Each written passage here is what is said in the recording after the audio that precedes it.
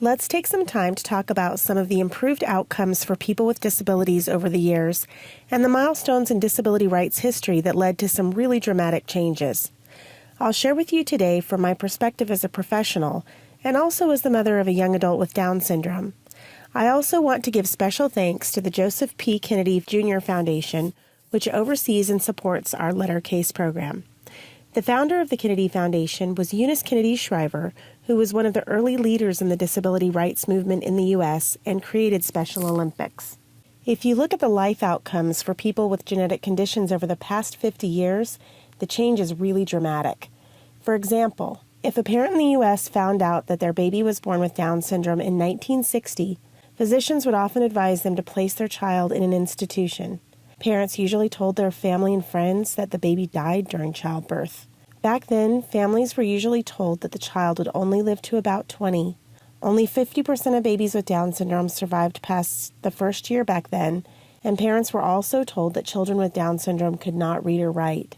At that time, this was all true. In contrast, when parents find out their child is born with Down syndrome today, doctors expect that parents will take the baby home. Families are usually told that the child will probably live a long life to about 60 years. The infant survival rate is over 91%, and parents are also told that children with Down syndrome have a right to attend school and usually learn to read at some level. They are valued members of their communities and have the right to work and play like everyone else. The thing I often point out to genetic counseling students is, did anything change on that 21st chromosome over the past 50 years? And the answer, of course, is no. These incredible changes were caused by improvements to healthcare and social supports. That's why up-to-date information for expectant parents is so important. Now, when expectant parents have these questions about life outcomes, like healthcare, employment, education, and other questions about living with a disability, we really need to understand the laws and supports over the years that have set up the framework for what those outcomes can be. So I'm going to briefly review the disability history timeline so you can see where these laws have had an impact on the outcomes. Starting in the 1800s, institutionalization was common practice for people with disabilities in the U.S. for over 100 years. When institutions were first introduced, they were seen as the more compassionate alternative to poverty and abandonment. But what happened over time is that these institutions became overcrowded, underfunded, understaffed, and the segregation allowed for abuse and neglect. My dad's cousin Keith was born with intellectual disabilities in 1960 and lived in one of these institutions in Georgia for over 30 years. People with intellectual disabilities were almost never seen in public during that era, but after World War II, some parents in the 1940s and 50s started choosing to raise their children at home, even though they had almost no support. They also started parent support organizations like the ARC to support each other. Another significant milestone was when President John F. Kennedy created the President's Panel in 1961 to look for solutions to the problems experienced by people with intellectual disabilities. This was the first time a president ever started looking into improving the lives of people with these conditions. And what most people didn't know at the time was that this effort was personal.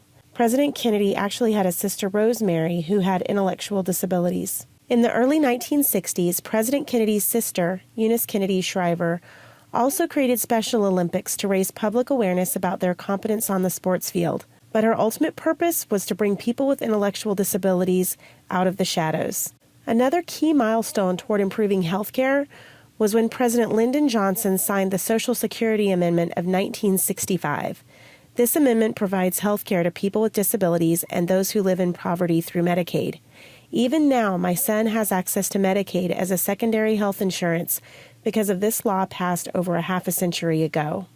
Between 1965 and 1975, Senator Robert F. Kennedy and journalists exposed the rampant abuse and neglect at the institutions where most people with intellectual disabilities still lived. Kennedy called the institutions he visited a snake pit. The institutions were found to be filthy, unsanitary, and medical experiments were performed on the residents without their consent. As these horrible conditions became more widely known, more parents started rejecting that model and saying, "No, I'm going to raise this child at home." This was the movement toward deinstitutionalization in the 1960s and 70s. In the 1960s and 70s, adults with disabilities also started using their own voices to advocate for better lives through the disability rights movement. Parents who were raising their children at home also started to form condition-specific parent support groups. The National Down Syndrome Congress was formed in the mid-1970s, and the National Down Syndrome Society was created shortly after that. After my son was born with Down syndrome, we were so comforted to be connected right away to the national and local Down syndrome organizations, and to meet parents who could tell us about the resources we needed right away. A key milestone driven by self-advocates with disabilities in 1973 was the Rehabilitation Act, which said that any entity receiving federal funding could not exclude people with disabilities. Makes sense, right? This included after-school funding, federal building access, schools, higher education, and public housing. However, people with disabilities, like Judy Heumann, ended up having to hold a protest in a federal building to finally get that law enacted 4 years later. If you ever get a chance, the drunk history version of this story is really entertaining and educational. As parents began raising their children at home, they realized that their kids needed to go to school like everyone else, and they started advocating for laws to help their kids. The Individuals with Disabilities Education Act gave children with disabilities the right to attend school in 1975. Before that, 1 million children had no access to school, and 3.5 million were warehoused in other settings. It's hard to believe that just 1 year before I was born, my son would have no right to attend a public school. In the 1980s, Medicaid also added other waivers to add home and community-based support so that funding started going toward individuals instead of institutions. Parents also realized their children needed better access to health care and therapies often not covered by regular health insurance. The Medicaid waiver program was established in 1981 after President Reagan heard the story of Katie Beckett, a little girl with disabilities and medical needs whose parents wanted to care for her at home instead of putting her in an institution, but they couldn't afford the medical care on their own. President Reagan's administration created the Medicaid waiver to give kids with disabilities access to Medicaid regardless of parent income, in cases where staying at home would cost less than or the same as treatment in an institution. This is why our stories matter. Because of Katie Beckett, my son Andy was able to get speech and physical therapy to help him start speaking in sentences and to ride a bike. The life expectancy for people with Down syndrome has also almost doubled since the 1980s, thanks to improved health care.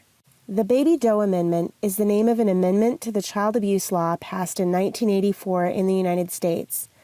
The law requires medical treatment for seriously ill or newborns with disabilities regardless of the wishes of the parents. This case was so shocking to me when I first read about it because it happened in my lifetime during a year I can remember. In the case of Baby Doe, an Indiana baby boy with Down syndrome was born in 1982 with a repairable tracheoesophageal atresia. But his parents were advised by the obstetrician to decline the surgery and let the baby die because the doctor explained that Baby Doe would have a non-existent quality of life because of mental retardation. The hospital objected to this recommendation, but the parents followed the advice of their obstetrician. When this case was brought to Dr. C. Everett Koop, who was the U.S. Surgeon General at the time, he was so disturbed by the story that a child was denied basic medical care because of an intellectual disability that he recommended this change to the law. By the time Andy was born in 2000, with an enlarged liver and low platelet count, there was never a question about whether he would receive the medical care he needed or not. IDEA Part C passed in 1986, and that's when early intervention started so that kids birth to 3 with disabilities could have access to therapy to help meet their developmental milestones. I remember when Andy was born thinking that we would never be able to afford what he needed as 23-year-old parents, but that we would sacrifice whatever was needed to help him thrive. It was such a relief when we found out that early intervention would be able to provide speech, fine motor, and physical therapy right away.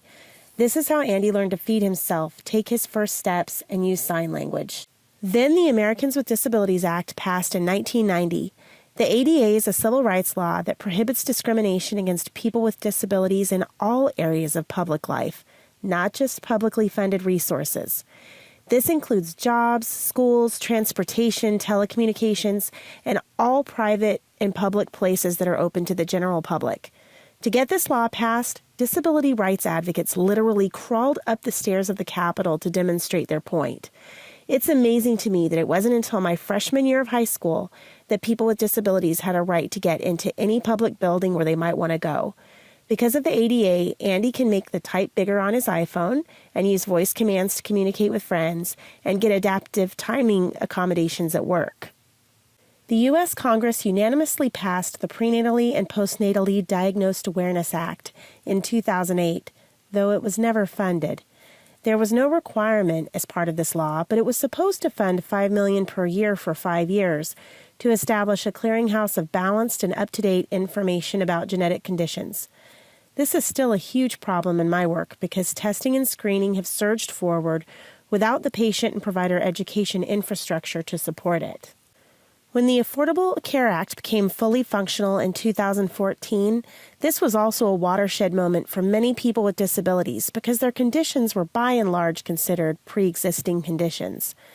Before that, we weren't able to purchase a private health insurance policy at all for our son until 2014, when the Affordable Care Act went into effect.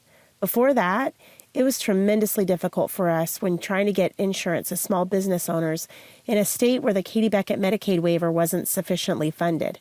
We actually ended up moving states where Medicaid was better funded when Andy was 4 years old, and one of the challenges with some of these laws is that they're administered differently in different places. As a medical provider, it's important for you to be aware that the implementation of these laws can vary significantly between different states, so you'll want to find out where families can learn about the resources in your state. In 2015, Congress passed the ABLE Act that allows families and individuals with disabilities to save more money without losing their public benefits. Before that, people with disabilities and their families couldn't save more than $2,000 to help them without losing the benefits they need, like Medicaid.